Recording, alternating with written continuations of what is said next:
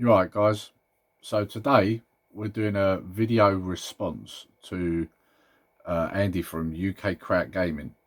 He set a community challenge. It was your 5 favourite handhelds to take with you when you go out, which is ironic, really, when you think about it, because we're not really going anywhere at the moment, are we? But you know, never mind. It's still a good challenge. But yeah, ironic when you consider the circumstances. So I'm going to go through some, and obviously some of them I only picked up last year, so they haven't really been out of the house much.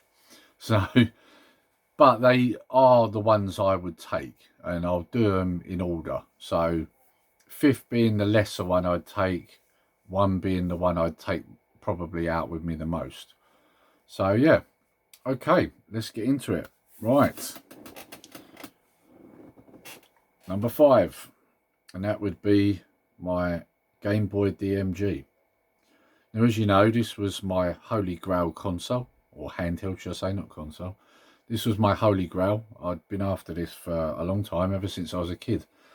But I never ended up in a position where I actually got one. And obviously, as a kid, I really wanted one, but money was tight back then. So yeah, I only got one of these literally months ago. So, and the intention is to mod this.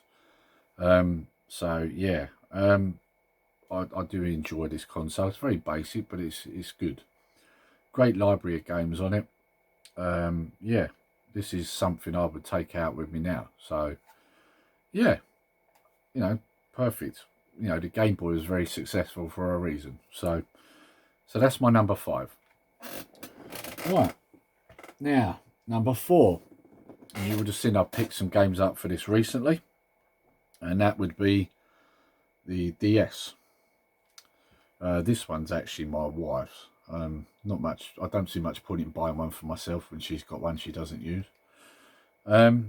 Yeah, like I said, I still pick games up for this now. So you know, and this is a great little system. And the bonus for this is that you can play Game Boy Advance on it as well, because you've got the slot at the bottom for it. So I'm saying this as the stylus keeps falling out. Yeah, great little system. I mean, the boys have got a 3DS, and I probably would have said that, but if I'm honest, I've probably used this more than I've used their 3DS, because of the fact that it plays Game Boy Advance games. Now, I have got a Game Boy Advance SP, but obviously, you know, everyone knows the screen, you know, the brightness and all that, it's not great on them. It's a lot better on this. So quite often when you play a Game Boy Advance game, it's better on this. So yeah, so that's my number 4, the Nintendo DS. Right, now we get into a completely different kettle of fish here, and that is the Packard V90. Now this is a Chinese handheld, and this is one that deals with ROMs, as you can see here, a little SD card. Now this little thing is smaller than the Game Boy Advance. It's also lighter too, and it has the added bonus of having many ROMs on it. So it's a good thing to take with you if you haven't got a lot of room. You can take this, many different systems on it. And unlike the Game Boy Advance, it's got a IPS screen in it too. So it's, you know, and it's of good size too. Now this will play anything up until PlayStation 1. Basically, it won't play PS1. It says it does, but it won't. It struggles. So anything before that, it will play, and they're all on this. So it's a perfect little device if you're going to be going away, say for a week or whatever, and you think you might have time to play some games.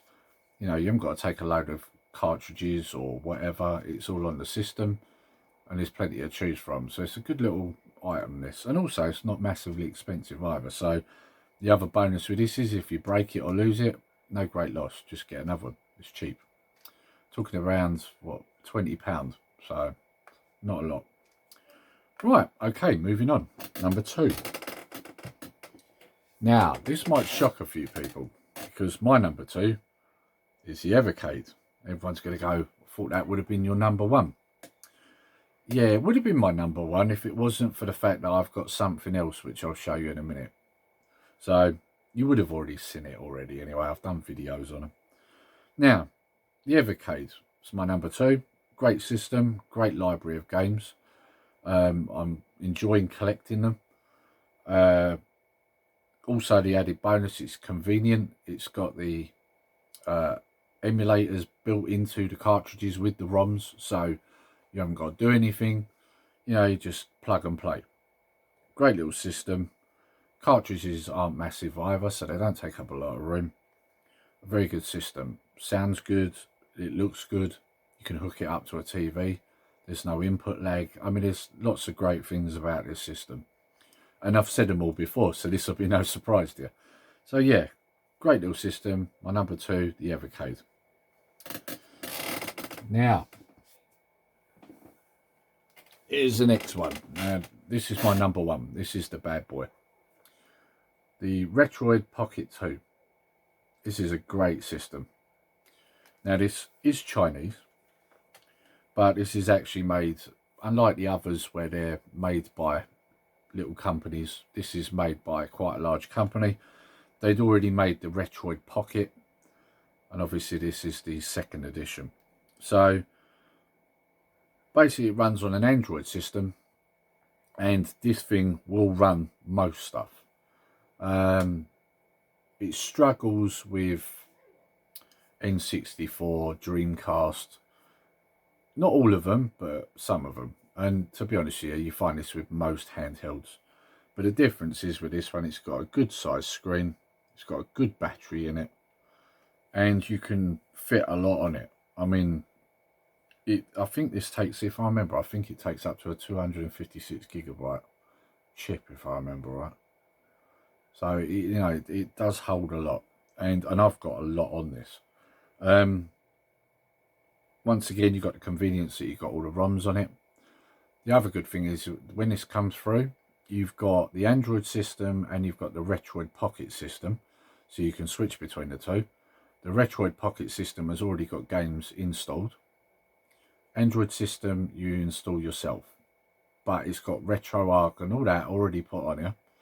So basically, you know, you just put your ROMs on your SD card, plug the SD card in, and then basically go into RetroArch, and just load them. So there's not a massive amount you need to do with this. Obviously, if it's PlayStation, things like that, you have to put the BIOS in. But, you know, other than that, there's not really a lot you have to do with this device when you get it. So it's quite convenient anyway from setting up. So, yeah, very good device. And the thing is with this device, like I say, it's out of the lot, it's got the biggest screen on it, as you can see. This was fairly cheap. You'd think that this is expensive, but it's not. I mean, you're looking after after postage, because it comes from China, obviously. After postage, and you get a lot of little bits with it as well, like a screen protector, the charger leads, the lead to plug it into the telly, all that lot comes with it. And it works out around £80, which is a bargain, to be honest. When you look at what you get, this is really good quality. And if you've only got to look at my videos on it, you will see the videos where I've played this. And you'll see it's a good system. It is a good system. There's not much it can't handle. So, yeah. And that's why it's my number one. It just pips ahead of the Evercade. Mainly because you don't have to carry the cartridges. It's all on here. And obviously it's got a slightly bigger screen. And also slightly better quality. Because again, it's an IPS screen. You don't get the viewing angle problem that you can get with the Evercade. So because of them reasons, it just pips a little bit ahead. Obviously, the other thing is if you look here, it's got 4 buttons on the top, 4 buttons on the front. You've got your stick, your slider, your D-pad. So it has more on it as well than the Evercade. With the Evercade, you're restricted to the 6 buttons. So with this, you can play 8-button games. So that's why it pipped ahead of the rest. So yeah, that's my list. I did want to do this outside because that's how Andy did his. But unfortunately, I couldn't do that because I had some stuff to do here. A skip was delivered today and I had a load of stuff, rubble and stuff I had to put in there. So unfortunately, I was like pressed for time. So it was a case of just do it as quick as I can and get it done. So I've had to do it inside, which is a bit of a shame because I was looking forward to having a wander around like Andy did and record it, but never mind. So yeah, so anyway, this is my VR response. So I hope you enjoy it, Andy. I'm guessing you're going to be watching it. So yeah, if you haven't checked out his video, I will put it below. I'll put it under UK Kraut Gaming. So you can click on that and then go and see the original video. Because he did originally name people. We was one of them. But he also put it out to the rest of the community as well. So if anyone wants to take part in it, then, you know, go for it. Because that's what he wanted. So yeah, I'll put the link for UK Kraut Gaming's video below. You can click on that and have a look for yourself. Right, okay. If you've enjoyed this video, guys, please like, share and subscribe. And also, when you hit that notification bell, click all so that you're made aware of all our videos and live streams. And until next time, take care, stay safe, Nerdy Geezer out.